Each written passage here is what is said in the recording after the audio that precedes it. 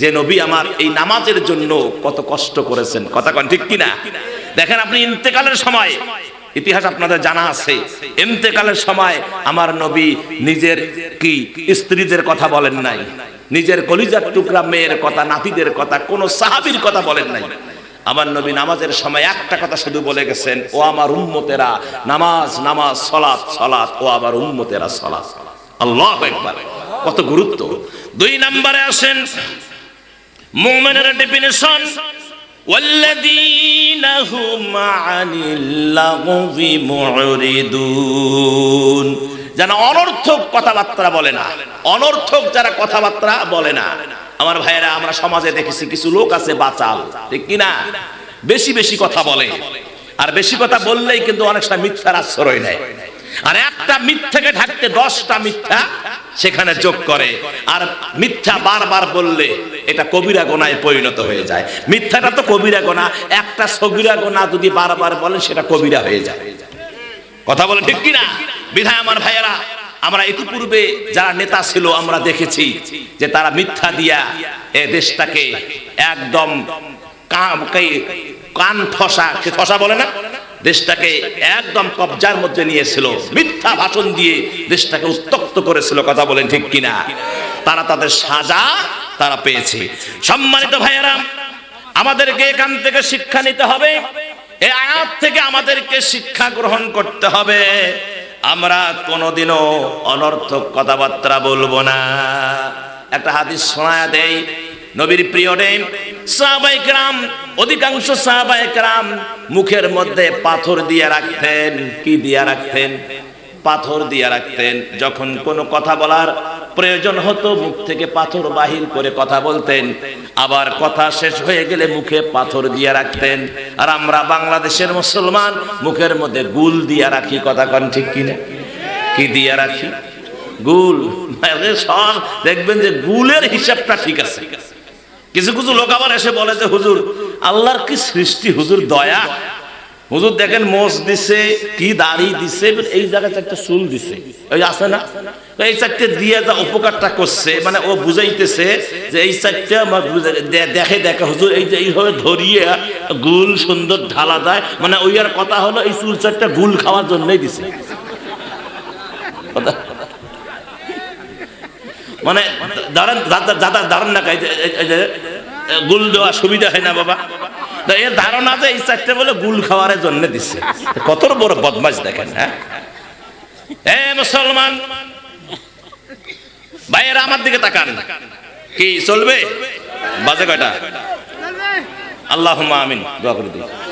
12টা পার হয়েছে। হ্যাঁ আজকে কয় তারিখ হয়েছে? কয় তারিখ এখন? তো হয়ে গেছে, আমি তো 9 তারিখের বক্তা। 9 তারিখের বক্তা না আমি, 10 তারিখ হয়ে গেছে, তাহলে 2 দিন হলো, টাকা কিন্তু ডবল দেওয়া লাগবে। আচ্ছা ঠিক আছে, আমার দিকে তাকান। সম্মানিত মুসলমান ভাইয়েরা, এগুলো কথা বলা যাবে না, অনর্থক কোনো কথা বলা যাবে, বলেন বলেন যাবে যাবে না, অনর্থক কোনো কথা বলা যাবে না। অনেকে বলতে বলতে বলেই ফেলে যে আমার ভাইয়েরা, এই যে যেমন গোসলের নিয়ত, আমার এক মামা আমাকে বলেছিল যে ভাগনা তুমি কি গোসলের নিয়ত জানো? আমি কই মামা জানি, নাওয়াইতু আন গুসলা লিরাফিল জানাবাত, এটা শুদ্ধ না? নাওয়াইতু আন গুসলা লিরাফিল জানাবাতি। তো উনি আমাকে বললো যে বাবা এটা এভাবে নয়, এটা এভাবে হবে। আমি কই মামা আমি এইটাই শিখছি। ভাই না, আমার কাছে শোনো, সেটা হলো যে নাওয়াইতু আন গুসলা, ডুব দিয়ে উঠিয়ে মারো কসলা। হাসেন না, হাসেন না, এখানে কথা আছে, হাঁটা যাবে না। আপনাদেরকে আনন্দ দেওয়ার জন্য আমি এখানে আসি নাই, বুঝার জন্য এসেছি। আপনি নাওয়াইতুন গোসলা যদি 36 বার করেন, গোসল ফরজ হয়। আপনি যদি ঠান্ডার সময় মসজিদে আপনার পুকুরে যা ডুব মারিয়ে উঠিয়ে দৌড় দেন, গোসল কিন্তু হলো না। তার কারণ মামা বুঝাইছে যে 36 বার গোসলের নিয়ত করেও লাভ নাই যদি গোসল ঠিক মতন না হয়। নাওয়াইতুন গোসলা ডুব দিয়ে মারো কসলা, মানে ডুব দিয়ে উঠিয়ে কসলা কসলি ভালো করে সাবান দিয়ে জাল দিয়ে ঘষা মাজা করে একদম পরিষ্কার পরিচ্ছন্ন হতে হবে, তাহলে গোসল শুদ্ধ হবে, ফরজ আদায় হবে। গোসল করা কি ফরজ না সুন্দর নফল? গোসল ফরজ হলে কি গোসল করা ফরজ না? ফরজ। তাহলে আপনি যদি ফরজ যদি ঠিক মতো না করেন, আপনার নামাজ হবে না, রোজা হবে না, হজ হবে না, যাকাত সওয়াব হবে না, তারপরে ইবাদত হবে না, বন্দিগি হবে না, তেলাওয়াত হবে না। তাহলে গোসলটা হলো শর্ত, উযুটা হলো শর্ত। কথা বলে ঠিক কিনা? সম্মানিত মুসলমান ভাইয়েরা, এই জন্য অনর্থক কোনো কথা বলা যাবে না। যেটা জানবেন সেটাই বলবেন, যেটা জানবেন না সেটা বলবেন না। সাহাবারা যেমন মুখে পাথর দিয়ে রাখতেন, প্রয়োজনে এই সুন্নতটা পালন করবেন, মুখে পাথর দিয়ে রাখবেন, অযথা কোনো কথা মুখ থেকে বাহির হবে না। এটা হলো 2 নাম্বার। 3 নম্বরে প্রিয় নবী আল্লাহ রাব্বুল আলামিন নবীজিকে জানায়া দিয়েছেন, ওয়াল্লাযীনা হুম লিযাকাতি ফাইলুন, যারা যাকাত দানে সক্রিয়, জোরে কোন সুবহানাল্লাহ। যারা যাকাত দানে কি সক্রিয়, যাকাত সুন্দর হিসাব করে, কোনো কমতি নাই, স্মরণের যাকাত, সম্পদের যাকাত। আমার ভাইরা, যে জিনিসের যাকাত দেওয়া ফরজ সেই যাকাত ঠিকঠাক মতো দেয়। কিন্তু আমাদের সমাজে যেভাবে আমরা যাকাত দেই, আল্লাহু আকবার, এটা আসলে গরিবদের সাথে কৌতুক করা হয়। কৌতুক করা হয় গরিবদের সাথে। 10টা লুঙ্গি নিয়ে আসে, সে লুঙ্গি এমন ভারী না পাতলা, এমন পাতলা লুঙ্গি, এই লুঙ্গি পরিয়ে যদি জামাই শ্বশুর বাড়ি যায়, যাকাতের লুঙ্গি, আর যদি চৌকটের মধ্যে দাঁড়ায়, শ্বশুরি কবে, আব্বা জামাই তোমার ঘরের ভিতরে যাও, মানে ওর সেন্টার মেন্টার সব একদম ঝকঝকা। কথা কন।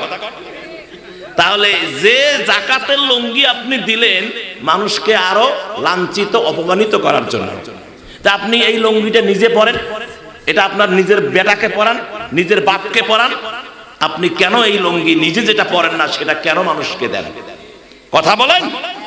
আর যারা কোন ঠিক কিনা? এমন শাড়ি, পেটিকোট ছাড়া শাড়ি পরা যায় না, এমন পাতলার পাতলা শাড়ি, এগুলা হলো আমাদের যাকাত।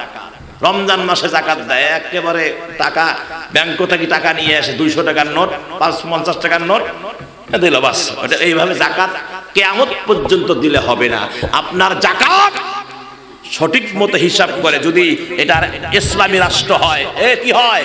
ইসলামী রাষ্ট্র হয় মানে হবে সামনে। কথা কয় না? হ্যাঁ, আপনি যাকাত দেন, না কথা বলো না, আপনি যাকাত দেন আর না দেন, ইসলামী রাষ্ট্র যদি কায়েম হয়, ওই বাইতুল মাল থেকে, রাষ্ট্র থেকে পুলিশ আসবে, ম্যাজিস্ট্রেট আপনার বাড়িতে আসবে, আপনার সমস্ত সম্পত্তির হিসাব নেবে, টাকার ব্যাংক ব্যালেন্সের হিসাব নেবে, নিয়ে আপনি দেন বা না দেন, শরীয়তের সিস্টেম হলো তারা নিজেই কেটে নিয়ে রাষ্ট্রীয় কোষাগারে জমা দিবে। এটা হলো ইসলামী রাষ্ট্র যদি কায়েম হয়। আমার উমরের পিরিয়ডে, আমার নবীর পিরিয়ডে, আবু বকরের পিরিয়ডে এটা চালু ছিল, সেই সময়ে চালু ছিল। হযরত আবু বকর যখন, দেখেন যাকাতের কত বড় কঠোর তিনি ছিলেন, তিনি যখন খলিফা হলেন, প্রথম খলিফা, একজন সাহাবী এসে বললেন, আমিরুল মুমিনিন, অমুক কওমের ভিতরে একজন প্রিয় নবীর পিরিয়ডে যাকাত দিত, নবীর ইন্তেকালের পরে সে যাকাত দিতে অস্বীকৃতি জ্ঞাপন করেছেন। আবু বকর বললেন, শোনো, ওকে জানায়া দাও, আমার নবীর পিরিয়ডে সে যদি যাকাত দিয়ে থাকে, আমার পিরিয়ডে একটা বকরির যাকাতও যদি না দেয়, আমি তার বিরুদ্ধে যুদ্ধ ঘোষণা করব। যাকাত না দিলে যুদ্ধ ঘোষণা করতে বলেছে আবু বকর সিদ্দিক রাদিয়াল্লাহু। আমার ভাইয়েরা, আর আমরা যাকাত ঠিকঠাক মতো দেই না, যার কারণে অভাবও আমাদের যায় না, অভাবও আমাদের যায় না। ওসর কি তা তো বুঝিয়ে না। মসজিদের খতিব যারা আছেন, ওসর বুঝাবেন, কিসসা কাহিনী বাদ দিয়া কোরআন বুঝাবেন আর ওসর বুঝাবেন। সম্পত্তির ওসর দিতে হবে, ধানের আপনার অংশ দিতে হবে গরিব মিসকিনকে, ইতিমখানা মাদ্রাসায়। কথা বলে ঠিক কিনা? দিবেন। আপনার জমি, আপনার সম্পদ, আপনার দোকান, আপনার মানে টাকা আগুনও খাবে না, পানিও খাবে না। আপনি যেটার হিসাব আল্লাহকে দিয়েছেন, ওটাকে আল্লাহ ফেরেশতা দিয়ে পাহারা দিয়ে রাখবে।